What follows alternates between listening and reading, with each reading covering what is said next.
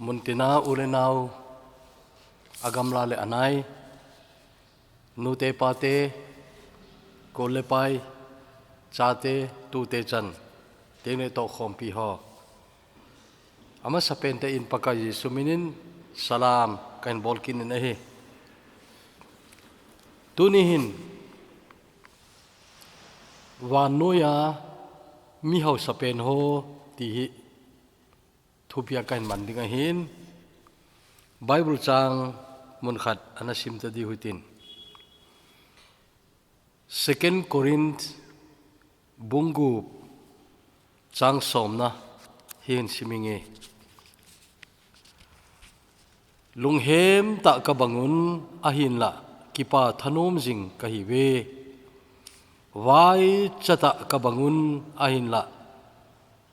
tam ta ka haus tawe I macha nei lo hel ka bangun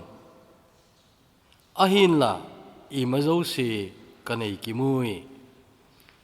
pathine thu theng ibon chawa dingin phathei ebo pe taw hen tawte hepa nuksit him pathin kumtha sang ni le som ni le khat kumpha su saute ti hi tu kuma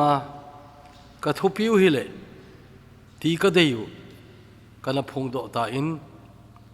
pakai he chedinga chun tunia kalungelu kisu di na dingin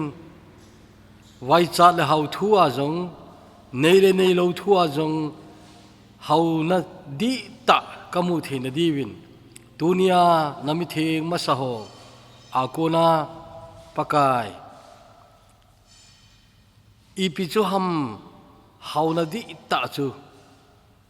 koi ho ham a hau sapen ti ka he the na diwa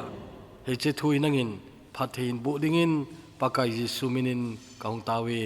amen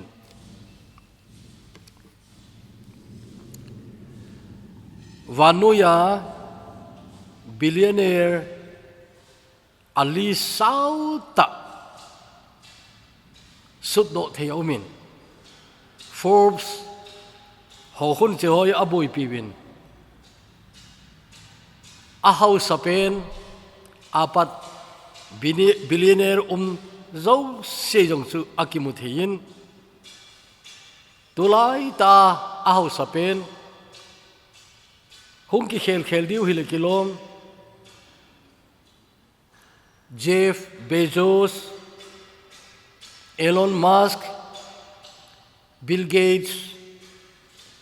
tengle a hau pen som la a pangpha India mi hau pen Mukesh Ambani kiti oi mi hau thua ki se ai le nagel do payeng dinga ginchat ho chu ai bine tengle chemi hau hol a khat le ni hi trillionaire jong hung he thei diwa ginchat ai bine trillionaire chu a figure a number na sud do no mai le number 1 sunin lang zero somleni to sun la chun che chu trillion khat kiti chu hi dingai ala ken tuni ka seinom chu che hoya hi pu nei ai che hoi ta khol le chin awai cha theu nei aje chu Jesu nei lo ai le ton sot gamachun ei ho kinep na ton sot gamachun ni khat uman long pe yo lo ding te ho ai bi nei pathin cha te hiu le salmon masala ya ka sei ta im pathin cha te hu ai le se chunga I chon set man ki pe ke wa hi pu in ton sot na pathinin e ho dinga asim sa pakai nang ho dinga mun sema ka chi dinga ti he che mun asem na gama chu e ho iu man di wai le ton son ge ya iu man diu chu paid in full aitan aman pi zo sa aitan nei wanoi le sinan da chinom na khopi khata na loi pha khat umen lang se pa chun ka umna khol hung khol jinin nawan leng ticket di kain thonin khopi sunga hotel nom pena hapta khat na uman ding yong kapi sai tai ti jong le chu chu thupi ma mai aban tur so a yum na di waile fully paid in advance kro chunga pakain nangdin aman akimin apejota nei chi ho changzo lo di ho hi lungsit a le jingu nei pakai anata sanule anata sanlo thuai mai ai tu ni hin Krista panglo gama tun sot mun mang di hoi it to ban hau jong leo mi wai cha lungsit ta ho chu hi di wei tunai cha chun cha teu ho ti di hin tin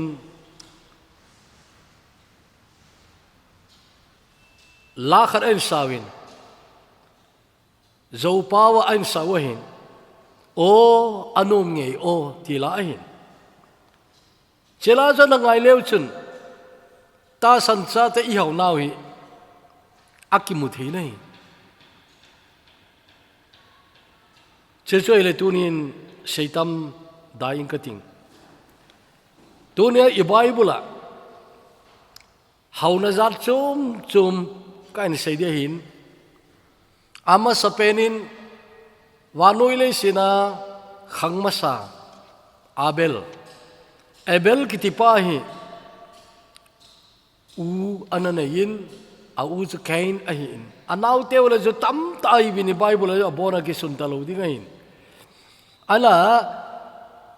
athu simu imu masa penu chu kain le abel a hin abelin athilpi alung thim pum pia phat theina pepa pathen a het chin ji achun eat nei lovin aneila aping masa ahoi lai ho chu pathin pin kaini nei le adu da apelo abange aje jo pathinin kain aphona athu seya ko ni kimune kain ipija namai thim ke kui ham nang jong phata na bol hile nang thilpi yong ki sanglo de ham ati na khun phata a bol pui ti nai abeli nai le phata bol je chun pathin asangi nei so pite ipija abeli chemi hau pen ho la kan pan sa ham iti ai le ton so na beita loading na kito do ai in ton so na abe loading ke wi lovin tunia ta san cha te ikitil khona di wa jong akimuta nei che chi piam tile athil pe pathinin asan pia he che ya chu tu ni chana jong hi thua sei na lai kitia hi tunia hin ingai to diu ka dei chu leisit chunga min than ham leisit chunga thupi ta amin ei gel diu ham ai lo leisit chunga mi ngai san ham hiding se chu ilungwa thupi isawai le chu imulo khan na lai ti na hin hi cha abel hi hebrai bung som le khat khu veleu chen ta sanna a galhan ho iti divem ta sanna anakimel chi velzui thedi ana ho thusi mahin cha chun amamin hi changlina kimuna hi ta san wangin abelin kain sangin thin sona lung hen phazo alhan ama chumi chon pha ahiti hetu sana ananein athilpe thudol pathine hetu sain chole hi chewang chut ama athisa ai wangin thu asaye athisa ai wanga thu asaye atine jesu tu ni chana to akan sim do ajong chun achi sa hi wanga chu aman e ho koma jong thu seina lai yejun mi hem khana dinga athu pi pen ipiham itile na thinunga den di ipi na bol do a ton sot gama mel chi ding ton sot gama su milwa den ta ding hi chein kho chom chan ipi na bolam ebel hi mata asu pi pan atha hin aje chu kain hi thang se na dimahin mai thim ke kuya thang se na dimai je chun asu pi pakistan athani nai ucha I wangun khat awang sen khat awang phain tu ni chana hi isai jingna layu chu a hi ani na nowa kan seinomin nowa hi tuni mi haula kan pansa na chui pi ye ham itile le sidan nei le go sanadang ka in le loti lama hi poi ama hau na hi vanoi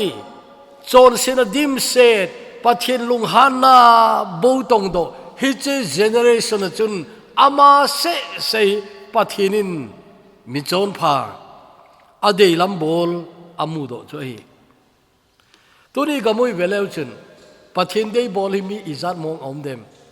nakhuwa pathin dei bol koi koi na he ne hi chela chu sim khom na hi dam aro khat cha umlo ai la nang kisim theina lai na hi dam ti tunin ngai to le chen kanumi ne he chu tuni nowa ko ne ki izil diwa ka dei chu na khangi I to ban sien lang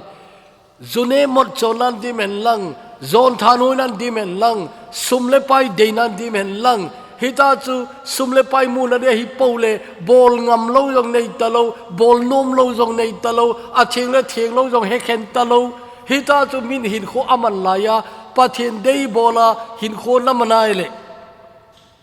nowa mi haula kan simbanga chu nangyong pathinin mi hau sala chu na simdi wei aje chu alung haina mem khan kiti khat vei se ki pinga hin avela pinki lo di he avela pinki lo di hingal le he che hin kho chom chai hapta ma sa chun me min kho chom dan jong ina ngai ta win to hi he che hin kho chom cha sungai pathin lung haina I to banga nabol ti tunin ki ngai ton lang hida chun pathinin wana amel chi ding akipana alung haina amel chi ding asut lu dil a chun napanai le dunia hagawa mi haula kisim khom nahi ti nangai to ngai he nowa hi mihem khanghung ki zomna dinga azok mana pang a hi ama na umlo le khat ve chu pathinin le sina amihem sim sa zo si sumanga gu nei aje chu he che bung su mama chu namu in pathinin mihem ka semi ka kisi tai ani ti na mihem ka semi ka kisi tai ani ti nai ane to banga kisi lewa khang gilo khang chon chawai na pathin lung haina bol do talo khang sumang ne laya akai mat na di azop mat dinga chun nowa ana umine tuni chehi achom jamin ga veutin tuni nang yong kengai tun mi pa khadai le na mi pa te de tuni ka sei pasal ho adi ka sei gol hang jong ka sei khang ma sa le khang ki ding azop mat din nang nahi napu khanga ki chai tan toy na pa dam na lai le na pa khang ai na lai na pa thi phat ba nang khang hui de nang la ki chai pha pha le na chapa khang hui de ai che chu khang ma sa le khang ki zop mat ding azop mat na nang a link hi chi azop mat na chu amul sa na yam ai lo le angin sa na yam ase sa na hi le a khang ki di lungdon ta ai he chu tunin khang azop ding chu nang na hi ta ja chun tunin phaten ki kholin lang he cha chun nowa a khang ki zop mat na dinga le sen mi hemte khang aban hung di zop mat na ding choi nang na hi le nang khang nango in sung khang azop man ding chu nang na hi ta in aban ni chu aphana dem nanga ki ngama hi ti tunin ingai tu de wei he chun hi to bang khang ki zop na hoi ta dinga nangman na future na sim thiyai le a chu thagaw wang chu mi hau la a hung pang ding nahi abanin Bethany ko Mary ka sainomin Bethany ko Mary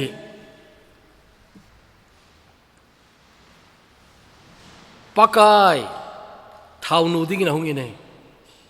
thau nu ding na hungin hi chi a thau nu ding chu alabaster boma ki khum umahin hi chi thau nam tui chu hi chi chu an khen ke e ti chu an khen ke in hi chi chu pakai ahung nu nahi anu thomai lovin asun ha jeng ai nei Bible hil chen ho na hil chen nau chun he chi a thau man tam dan hi denari zathum kitiai je chun denari khat chu numei khanin ni khat ani khotha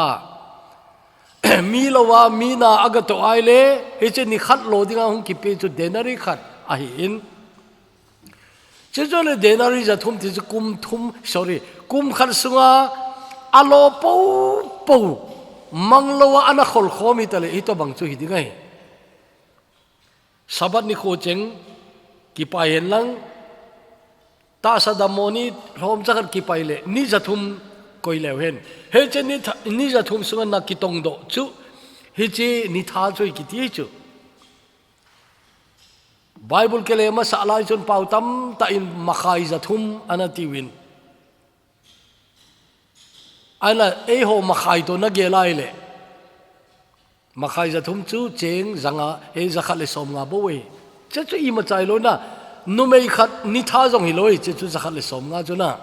che chu lo denari zathum ti chu nu mei khanin ni zathum sunga alo do ti nai chu tuni ka senom che pyam itile hi che hi pakai dinga min pakai angai lut ai na pakai angai lut na le I anei pui kiti chu thagau mi kiti o hi pathin milung sin na le pathin ngai lut na he chin ho kiti hi hong phal te ding hi ti ke wang chu kanok da na hi sum it ma jing mi dinga jong pedo ngam lo Sopi adi yung pedo ngam lo, pachina adi yung pedo ngam lo kiti o hi, amulo khatwang chu a ume ti. Koya mari ainil jong le kapang no me. Min pachin amu china pachin ngai lu na het china pachin ama I to ba ngai lu te ke le mi hong phal te te. Itun tun jing. Ít ngồi riêng ape độ đi xong lại ít ngồi cái chỗ ấy amulo khát cho ai đi cái gì chứ pathina chapa vanoi chon sena lu sao holdinga ani so lai chun ít dem ít lo de chapa zong khen lo eo đi ai pe pa thì chapa khen lo he je nu me nu zong in thau nam tui khen lo hi pakai đi ga asun ha je ngai na thil pe khat ve ngai tu o na sun ha jeng kiti na bol kha ta am hop so mi tio zo pe ding mo ngai che chu na pe lo le gu cha kiti ye chun che chu I pe ding mo ngai to a ken ka sai che chu hi lo ngai lu na zala sun ha ti u mai ngai lu na zala sun ha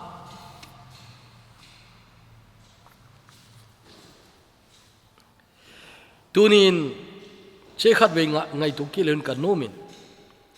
nakipa na dita na pedo kiti oi ngai lut zala sun ha hoai nakipa ding ei o hasile alo le hapta si sunday sile hom som ka pe thei ti ki pa na wangi khan aumin che choile ki pa na thei khan chu ai mongin aje chu na pe di mong na pe jong le ape thei na umja na ki pa ai awa tu ni ken ka sai hagawa jong nakipana sangta na ne ni ga chu sunha hi to bang na nei ta am pa kai min na sunha jeng I to bang na nei ta am ti na ngai to ngai nei nu pathu sim tam da igama saide umin ana chu example nai cha za ila teng anu mojin apha zong mi min jong ki sei ngam lo ai nu pakhanin hoin aung ki sa lai chun amani jong ho in diu ki sa go ai win ai wangin anu pawang ki honawa aki aung ki gel ha naw che pi ha hoin ki sa hi ta ngal le hi cha hin pangta di hite hoin sa zo tel ai in sanai te akiti win hoin sana pangwe kiti khat ome ai nei pi ma man ka koma sei sai adang khat jong chu nu pakhanin ei lu chu hepa ka kum jong jong tam thim tan kar jong chu ka dei we ai wangin hoin sa lai ta hin kanu pau ka ke hule ka sum nei sun chu hoin sa nan pang tai de ka kiti win ta chon ho in sa nan ka hung pangun ka ki pa le jengun o I ha na lai nai chin ani khal jong le bas ni sa ta hi to na theiding jing jeng a hi in chi ya chun bas a chi nai te auto rickshaw chi na thein chi te ka kiti win cha chun ho in san kana pangun ka ki pa da no ati nai hito bang chi chun bolu te kati jong ai pui mi apathinin amawa ke ho pi na le pathina mi ki pe na he ai wa tu ni ken ka sei nom chu nang jong na bol the umai pathin leng ma de ga kisung ha ti umai na he je nu me nuin pathin a di ga pakai angai lu ji achun he je pakai ama de thil lo pia bol pia ho chu cha ju ki pa be senin he je thau nam tui chu alabaster bom ki ti jo akhet ke jinga ta jo pakai chung cha sung hla nei kangai tu teng le thilpi la asu mi lo di tam ta umin city start ki ti pa hi England gama cricketer min thang ta national team chana ana jaw man ta ai wanga pakain ana tong ni ako aki heta je chun lekha thiam thei jong ai in England gam te ki ne pi kham ninga lekha thiam the ai in teng le mi hau chapai ki na lain mi hau ta khat chapai ki na lain apa go alo di jong chong tam ta pound tam ta apa go alo di jong na lain ai ban city start chun pathina din ama hin khumong mong jong ki pedo in he de chun missionary in ang kon do ta nahi mitam ta chana ngol tai atin na city start angol same atin aje chipiam England national cricket team a pang thai ki di chu I ma chanai lo hung ki pandi jong le how te di himmai acham lo wa millionaire hi te di himmai England ten sports la angai san pen a chu cricket jong chu sa wa hi chun football bang banga a popular dan ki bang a hi in tele cricket thi moi angai san ki danan chana ye chu city start khola chi jong le England leng nu khol chi sanga amuno matam zo we ki ti hi to bang a chu ana min thang ai wangin ai kho pathina le ki sung hla in che yo chun missionary akon zo nu nga chun apaung thita nai le ago chu ain ho pe taw na ama chanding ho phabe piu ma he ala che ago chandi ama chanding ago hizar hinang chan ume ati chu aman ialo am khar cha ama khuna dingin akoi tapu in herejun pathin lengam na to na dinga mun choma agel kho mun tamta jat an hom za inai chela achu Moody Bible Institute kiti tua America tu chana min thanga nalai Moody Bible Institute khu heche sim do na diwa khu heche city star sumpi yong hi tamta ana pangai kiti ai ngai tu city star chu amain ko pathina de asung lain chu barazun ane ago apa ko na ago lo di cheng che jo se jo pakai din asung lain ama ta jong chu pakaya dingin ta san tai na thi in city start to simi missionary to sim ngai nom ta le lungtong khata la chu anapang ai ta nai India gama lungtong khata khat aumin Chennai KWA son khat ve game di em ko un เกมก็กิมันน่ามุนจูJubilee Memorial Bible College กิติหัวหินอาเกมปัสอันเนน่าลินเสียงไงน่าเฮจะเกมปัสแต่อากำปุ่มปีจูมีขัดอาหินเฮจะมีขัดอาจูเฮจะอันไหนปัจจุนเฮจะ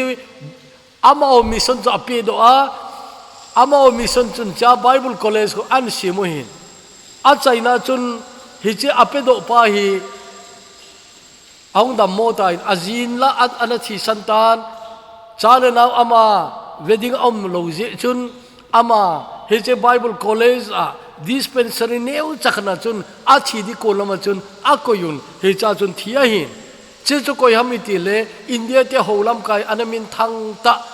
สปีกเกอร์มินทังตะจงอันฮีมิโลปีตะไม่วานก็มาอัฐุปีดิดานจุนวานก็มาทุปีดิดานเจ้าจุกอยามิติเลปีตีจันดาปิลาอินปีตีจันดาปิลาอินอันนี้เจ้าเสียจูปากายอาดุนันสูหายนี่จะได้ขบีบามาฮิบังลมกำเลียนตะกิติหูโจเลอิจัดลมไม่เด็กกรอร์อิจัดลมนั่นนั่นกรอร์กิสิมเดียมันหูกรอร์กิสิมเดียไอวางินอามันเจ้าขันจงละลวินอามิสนนับเป็ดอินเจ้าจูอามาที่ตาจงเลยฮิเจหินทูอาศัยนาลายดิ้งหินทูปีวางจุกษายปีดีจันดาปิลาอาดัมลายกันเฮรเสียงอาชินุก็เฮรจินเจเลอาทูปีมาจริงโอ้อาฮาวละลมไม่ปีดีจันดาปิลาวานาอากูอากิตอลตัววิจโอวานาอากูกิตอลตัววิเอโอกามาปาสรุขัดินบาซาร์มุนอาอินมุนขัดมิสนาดินอันเป็ดอินมิสนาดินโตนั่นเดเป็ดอินมินอีโบลาตาจุนับบอลยิงอามาเที่ยวเลยก็อินมุนจุงลังกระโตลตัวไว้ตีทุสินจงเอลาอุมาหินอามินยังจุกาใส่ข้อได้ก็ตินเฮดเดียวก็กินใจนะเห็นแล้วจนปัทลาเดกิสุงลาอิติอุมาหิปัทลาอาเดกิสุงลาเห็นจนเจมเบธานิคุมเมรีกิตินูหิโอจุดที่ตาเลยเสียจุงอาจูมินไอโจลากิสิมข้อมิเบนเตไอวางินอาทิลบอลหินอีกามูยังเที่ยวจะอีพิฮัมอีติเลวานาอากดีอากิโตลตัวเองตีอีมูวินะไอเลยตัวนี้เห็นตัวก็เสียหัววางฮีไบเบิลอาจงมีมินทังเตียงเลยเสียจงอาหัวบุ้งขังตัวยังมีมินทังว่ามินกันพายโอเคยามาหัวตะบังลมจะก็ฮิโซโลดินนาทีไม่ทีเชื่อจุปฏินนังเงปูนี่ฮิตะบังจนบอลินนาทีปูนี่อาบันตัวนี้เห็นคริสตานั่นเองน่าหูสับปีนามคริสตานั่นเองน่าหูปีนามนะที่อินทินหินคอมันนาวลำจอดตัวนี้อาศัยหลังหิกันไก่ลุดโนมินตัวลายาตาสันจารอีหาวน่ะเป็นจู่กินเน็บนะกิติกินเอ๋กินเน็บนะกิติกินเอ๋เนี่ยโพลหินกินเน็บนะที่อะไรเขาถอดคุ้มสิมแล้วจนตัวนี้เจ้าจูสตาดียองกีบอลมันปุ่นทินโพลินอีไบเบิลสุงะกติจูอะไรขัดอามาสุดอะไรขัดนาคูกินเอ็มนักกิติอาหาเสมาจริงเนี่ยตาสันจาเตเลยสิดีกินเอ็มนักตำรวจกินเอ็มนักยังทนจีนะกินเอ็มนักนั่งกินเอ็มนักทนจีดีไอ้ว่างะทนไงโลดิจูเยซูคริสต์อีกินเอ็มนาวต้นสดกำทั่วอีกินเน็บนาววานากิปามันทั่วอีกินเน็บนาวเฮจะกินเน็บนาจูอีตัวบังนั่นยำนะเฮจะเลยสิจูกินเน็บนาในดิ่งินปัทินินเอลัดโดอีเฮียจุนโพเลขัดหนักกินเน็บนาหอยอบานบานินสตาร์ดีอันนั้นบอลจินกันุมินตัวนี้เจ้าจูกันเสดโบวหินอินโทรดิวส์กันบอลโบหินนั่งนั่นกิโคลินปัทินพาอาศัยเลยพาร์ขัดฮิจทูยองจูกันเสยนุ่มนาลายินไอวันเจจูตัวไอกับพระผู้โบไอไหนตัวเนี้ยทุปีตาก็เสยนุ่มใจเลยอาจจะว่าไบเบิลจะอิสิมตาวิน second Corinth บุ้งกุบจังสมนี่จังสมจุนอิมูวินัยปัจเจียนจ้าเตอีวังพันเป็นจูลงไหลนะอินเองเว้ยนะลงไหลนะ lung lai na inei we ai la na lagau in ko adam thei lo le lung lai na nei lo ding he lagau in ko adam thei ho bo lung lai na nei nei adei za do anei zo lung lai ai povin adei de anei zo lung lai ai povin achan sunga lung lai ai win pakaya kipa ai win pakaya lung lai ai win pakaya in the Lord kitina poimoi pakai azau lo le si chunga lung lai na lo we ti sermon masala yang chun ka sei jing ke nei che ngai tu bu certain paradox ati hu himai che lung hem ta ka bangun ahin la kipa thanom jing ka hiwe wanoi na nei lo pakaya bu imu we vai cha ta ka bangun ahin la tam ta ka sa tawe vai cha ta ka bangun ai la tam ta ka sa tawe pathina kan to tilaka kipa na ta khat che si ai kiti mai le pakaya phun na thu ai poi aphak lai yang kipa ta ai koi pathina ji in ka phun na thu ai poi ai wanga ke o pathina tong ma sao vai chata hin kho na ki mangai rubber keng ko khu ke ho pathina tong ho keng ko ai in mi pi no cha sei jing ke we rubber keng ko a company yang chu tata kitiwe tata kitiwa tata te tata dem yang kaging chapui aje chu thil dangi tata kitil hoi cho I ma zo se tata te hoi cho na ai wanga keng ko wang zo tata te hoi pu nei hije chun tua I he no tata te hoi zo a hi dem yang chu ka he pui na ai wa ke o keng ko kana ki sil chu rubber keng ko ai thing langam kailam chung kailam noi ka te thing langam gam tin kana chot nau chu hi che rubber ken ko chu kana ki si ji we sabun ken ko chu khat we we ki chu khai jong le a sabun hoi ta jong ki chu zo lo ai a chun hi che sabun hoi be se lo sabun ta ta hi lo ken ko chu I choi le ama sapenin I keng me zone khu hung wang we ta che khu ki thop kit we to ki thop kit we ta hi ta chu an ki umai ta example khan mai kan sei ai la chelaya alung hai pen kai do katin aje chi piam tile pathin tu isena kona mi hung ping tha thagawa ki pa ki mu te na village dunga inchen ha sama ma gen thei ta pathinan ki mu wa hung pen tha wa pathin wa choi an la mu ka mu tile o wanun ape thelo hauna wanoin hi chu anei lo hi chu min Krista anei telen ki mu o village an nu te o na thing hang ko nu te o ki pa ta pathin wa cho ya hung lam te gole ka ki pa na ta chi pem chi polin asud hi ka mu do cho vai chata ka bangun hin la tam ta mi tam ta ka hau sa ta we ti chuna ka hau sa ta we pathin na tong ho jong che ngai to wo na vai chat sanga thu pi jo chu na vai chat jing la ya na thu se ya ko na min pathina ki muaile mi tam ta hausa nei MLA ho minister ho jang chun home do the nei na we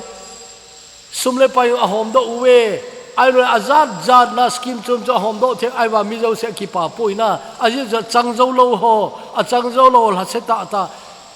gel do pha lo uma ki gela la se ta mi thowai ai wa tunin gospel nalhang sa piteng le asang zo se chun che akimu wa hin achang di chum lo ali zong zo a sa zong hilo ade zo sen akisanu cha chun pathin thui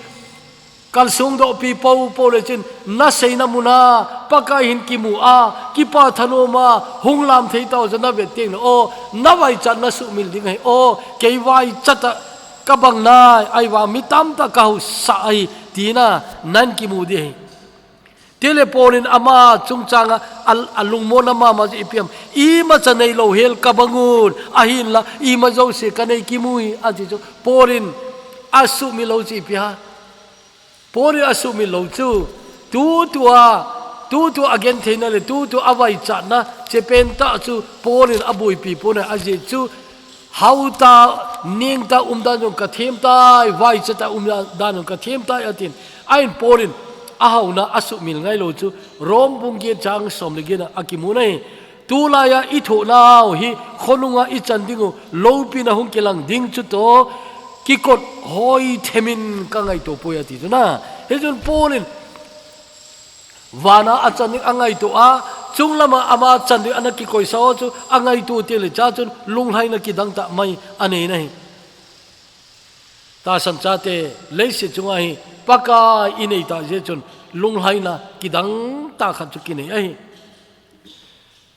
class 10 ka sim la yun poetry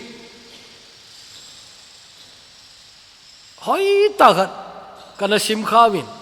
ala ka sim la chun exam pass na ni mai ki simahin chuti ta in hagawa jong pathinan ki pu mu che nai ro ai je chun hagawa avelu jong ka he pu nei aba tu nuin kidang tan che kalung thimang kilang kir kinin kumi chanam par chun khat ve ve che the miller of the d kitina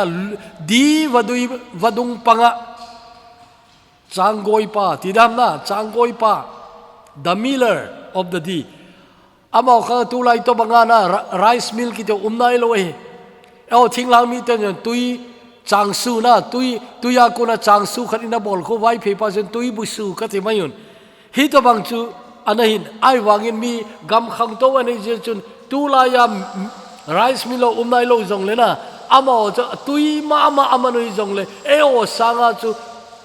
adan an he jowin cha chun vadung panga hi tui hung ki khora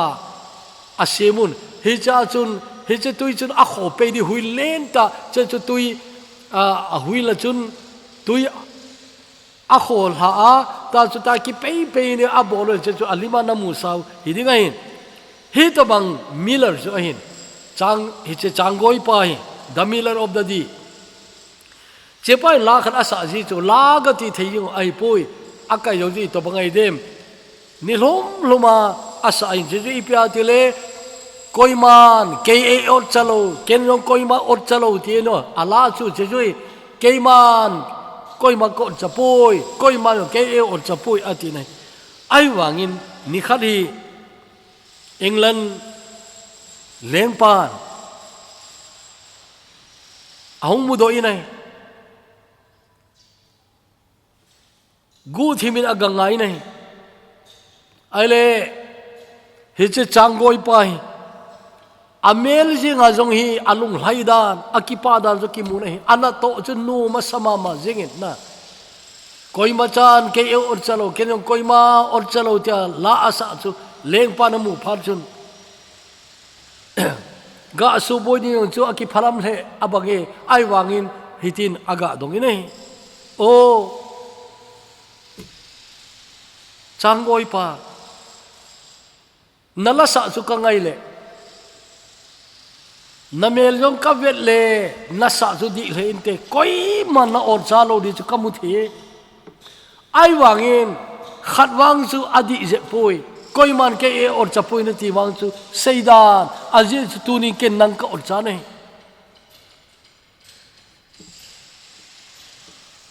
kalal lu song man tam zat ki ma ki zem kalal lu to vainel na khu na lu chu ki khel hen lang ikipa na jong hi ki khel thei le ki pa ta in nanga chu ken ki hening ka te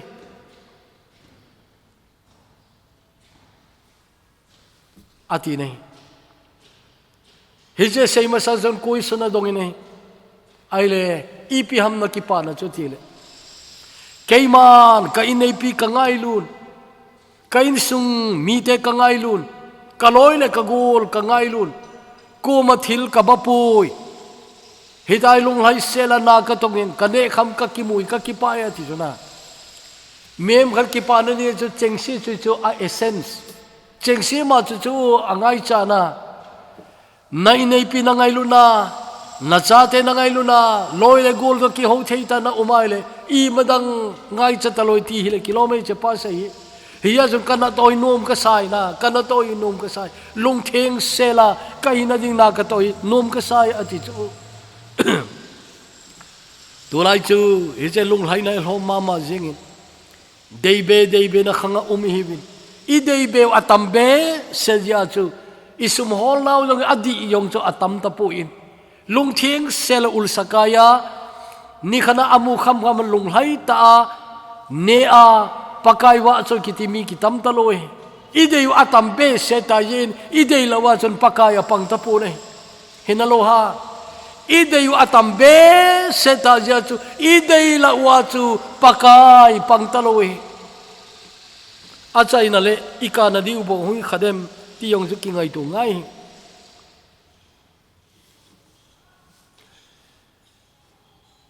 achai na dingin mini comparison sermon hingta ka seisa tunia poina bo reminder kain bolnumin lugbung som le guba mi hau pale Lazarus kiti hu Bible thu simla achu i het masa loi tau an hidin ka ging chain ai zo ho ina zong an ke seido mun ma khat ai in ala cha hu tunin thil khat email chi di kanomine sagau lama thil ivet diu khat au mi nei mi hau pa hin ama ading bo wangai ton nisanom ta di bo angai ton akim avela gen thei wai cha koi ma cha agel lo poi ti chu akimu thei nei an Lazarus sahile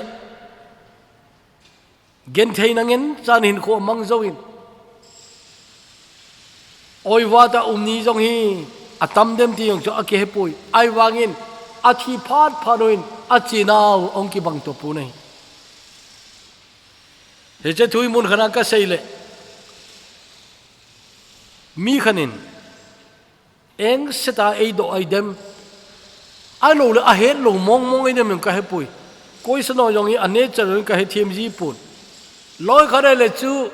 tes ei bol abang jin loi khare le eng seta ei do ai jin loi khare le chu a het lo ta ei do ai ai che he che pa ei do hi i pi ya che ei do am yong ka hepoi ai che sermon ka sei zo zo ai ei do chu alo yo pu mi hau pa chu a hau ji adamun chi ham mi wai cha pa cha wai cha ja wan ga ma chi ham 18 ai nai sai pui mi wai cha damuna umda tama tamai le ya yong wang se ton sor ga ma yong wang se ki na lai ding mi wai cha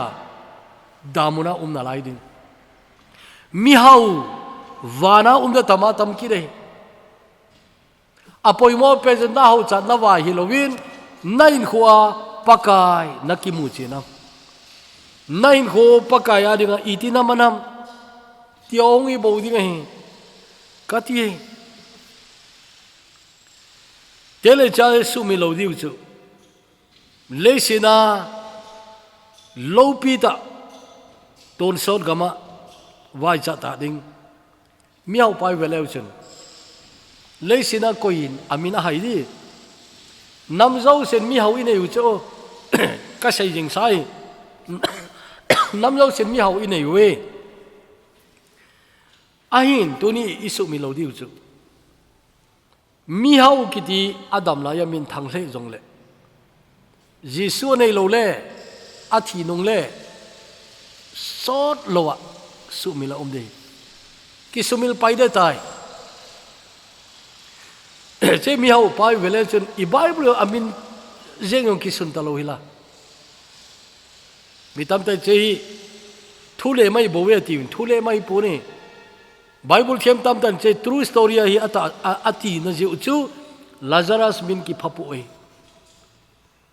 Lazarus na thule ma mi min au ngai pon cha Lazarus phata umain mi khat mi hau ta kha jo omin mi vai cha Lazarus au me na ye ai la mi hau pa cha athi phar chun mi hau koi ham khat anu me na mi hau ta khat anu me English version there was a certain rich man ati nei nang zo a certain rich man na thi mai dam a certain big officer na thi jing dam ai lo le namin na dala dem vana min chung ho bowin leya jong aminu adal hawi nei pathen lengam to kizop mana namin na dal ha di na pathina hin kho itina manam cha chu namin na dal ha ni na tolai ki pa ta chu le si chu yo pathinin phathei abu sumle pai in le lowa jo pathin phathei abu ai la che chu pathin su milna manglowa pathin lengama dinga ipi phachum kapol do dem tia anei ago do pathin lengama mangthei mi tamta igama tawin chi ho chun wana jong aminu ta je chun leisi jong aminu adal hadi we officer lenta athi phat phale all kisumil tadi mi atame igama I wan loi khachoile leisi chunga jong min neita min thangta achinua jong kigeldo nalai ding a umine jesu message masa lampea kana say success and significance di kana say nei le khabu yong kana suni nei lol hing mama ai wanga significance nei lowa thiding mi tamai true significance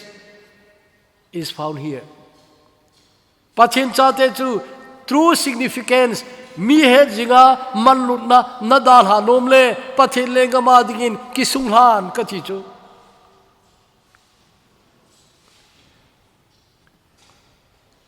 Lazarus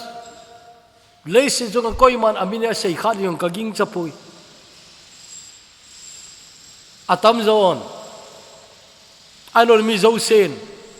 khud dopa anati diwei amin ki sei khalodi ai wangin wana amin umahi iminuhi pathin cha yaile thupi tai ai chu Krista ngai dam nan na chana hagaw hin khotha nan yaile wana namin ki suntai je chun mang talore ki sun wan khopia na thi phar phale chalai muna chun na che ta ringai je chun o pathin cha pathin go loading ithupi samuena hije chun tunin hije thuya tha in ngai tu itin wanoe koi ham a ho pending ho chu itiale tuni Krista hinna anei go ilovin hije Krista to ni sia ki ma pakai dei bola achunga pathen lunghlaina ama jong pathen lunghlaina ki mangcha hitabang mi ho chun pathina lungmona kidang ta anayunai kipana kidang ta anayunai wanoya billionaire akisim theye tuni kasai hagawa hawoi a number eon kisim thei lo dingai nagin char sangatam di kamu khapoi na tiale na hol namun adi lo je ente nakiwa pia di lo je ente hagawa namid hintale chun nagin char sanga Jesu Krista ahawa haw Krista zala hawa haw chunglanga haw di kewilo hichelei se chungmama haw ta hin khomang lunglai sela hin khomang koi ma cha ot chalawa hin khomang hitabang chu nagin cha sami tamai aiwa alis umponte alis namu zo lo de nang kaina hobong mai mai jong alis ho le jin lo dingai ai wangin minu koi ma chan ima gel lo aiwa hawa haw na hawa haw hobong sungai umai igam sungai umai alis umupon na te aiwa aume chela achu zaw lo nei le nawang sele jing nei e chun tunin hi che haw nahi deldingin kain ti mi nahi